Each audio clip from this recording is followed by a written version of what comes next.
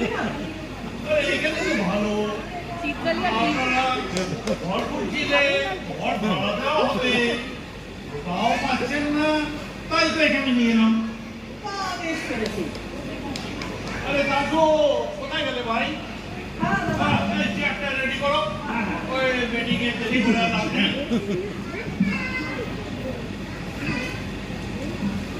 আগে না দাদা, দেরি করে না। আজকাল তো পার্কের মেলায় সব ইলেকশন বলে গেলে আমার ভাড়া থেকে বরং শোকসভাটা এখানেই করি।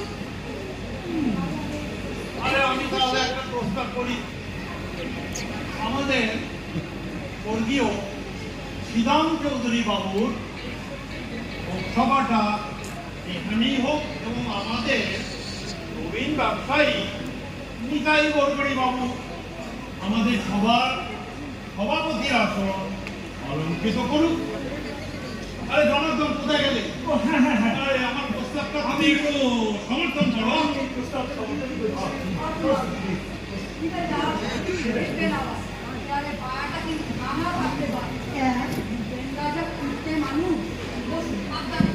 ভাগ্যিস বাবা মনে পড়ালে।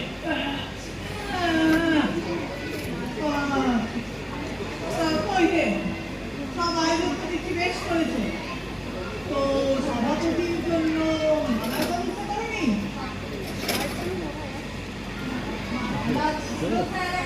কোথায় গেল?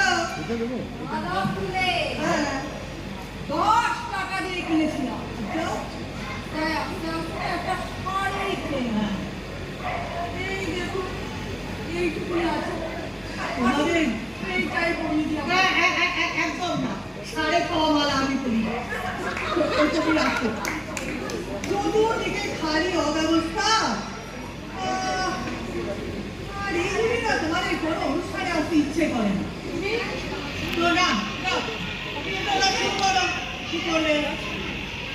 বেশ, আমি শুরু করি। নমস্কার। আজকে আমাদের এই স্বল্প পরিসরে মাত্র 99 বছর বয়সে পাতলা নিতান্ত ভালো মানুষ শ্রদ্ধেয় শ্রীরাম চৌধুরী মহাশয় আর আমরা শোক পালন করছি। তার মধ্যে একজন হৃদয়হীন মানুষ, মানে মহৎ ব্যবসায়ী ওকালে চলে যাওয়া আমরা কেউ মেনে নিতে পারছি না। আমাদের সবাইকে মুক্তি দিয়ে, না মানে সবাইকে অনাথ করে দিয়ে তিনি স্বর্গলোকে পাড়ি দিয়েছেন। আজ আমরা তাকে সবাই মিলে খুশি মনে, মানে চোখের জলের মধ্য দিয়ে শ্রদ্ধা জ্ঞাপন করব। আমি কথা ও কবিতার মধ্য দিয়ে তাকে স্মরণ করব। আমি প্রথমে অনুরোধ রাখি নিতাই গড়করি মহাশয়কে স্বর্গীয় শ্রী রাম চৌধুরী মহাশয় সম্পর্কে কিছু বলার জন্য। নিতাই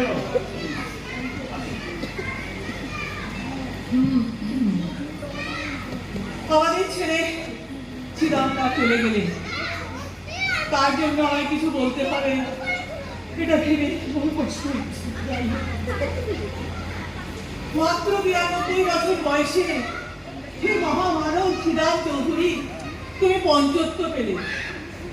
যদিও করে দিয়েছিল তোমার সব দাঁত, মাথা জোড়া ছিল অধিকায় টাক, যদিও তুমি হাঁটতে চলতে কাঁপতে ঠক ঠক, তবুও অন্তরে অন্তরে তুমি ছিলে কচি ঘাসের মতো কাঁচা তরুণ। ছাগলে উড়িয়ে খেতে পারিনি তোমার হৃদয়ে সেই নীল ঘাস, তাই ভুসিমালের ব্যবসায় 1 কোটি টাকা জমিয়ে ফেলেছ।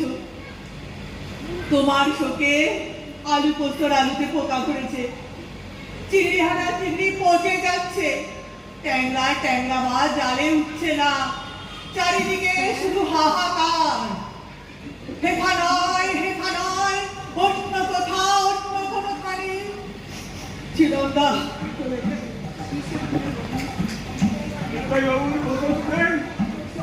আমি আর প্রশ্ন সংগ্রহ করতে পারছি না। এটা আমাদের সকলের মনের কথা, অন্তরের কথা, হৃদয়ের কথা। যাই হোক, আমি এরপর অনুরোধ করব দাসবাবুকে তার পুণ্যচরিত শোনানোর জন্য। দাসবাবু, মাননীয় সভাপতি এবং সমবেত ভদ্র মহোদয়, ভদ্র মহিলা আমার প্রিয় মহিলা, মানে আজকের এই শোক সভায় আমি যে কি বলবো কিছুই বুঝতে পারছি না। বলতে বলতে চোখ জলে ভরে যাচ্ছে, কণ্ঠ রুদ্ধ হয়ে যাচ্ছে, প্রাণ হাহাকার করছে।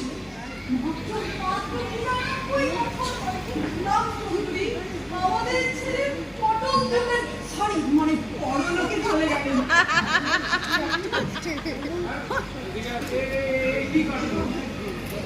আমার ঘরে এক দণ্ড লোক কেন? কি রাম বাবু, ব্যাপারটা কি? আরে ব্যাপার আবার কি? বাবুর একটা স্মরণ সভা করবে, আপনাদের ঘরটা খালি ছিল, এলো। সে কি বেআইনি জনতার বিনা পারমিশনে? চুপ, বেশি বলবল করবেন না। দাসবাবু, শুরু করুন। বলতেই তো দিচ্ছে না। যেটা বলছিলাম, রাম চৌধুরী আমাদের ছেড়ে অনন্ত ধামে চলে গেছেন। ঠিক আছে, তার নতুন কীর্তি, আর ভূষিমানের কারবার, 1 কোটি টাকার ব্যবসা, জাতির জীবনের অক্ষয় সম্পদ। সব এখান থেকে বেরোন, বেরোন, বেরোন এখন। Shut up! আরে এর মুল্লুক পেয়েছো, জোর করে বেদখল। Get out.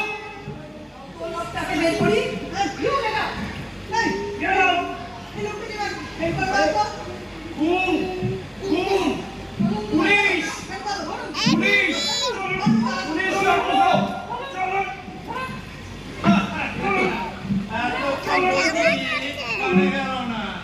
এইবার টের পাবে, পুলিশ, ডাকাতি, দিনে ডাকাতি। এই সরে যা, সরে যা, সরে যা। আমার ভীষণ রাগ। আমার একটু শুনে নেই না কোথাও। আমার খুব রাগ। আমার শুনতে পাচ্ছি না, না পাচ্ছি না। তোর ভাইকে তো এখানে কি? বলবেন না, আমি না ওই গৌহাটি থেকে আসছি। ওখানে প্লেগ লেগেছে।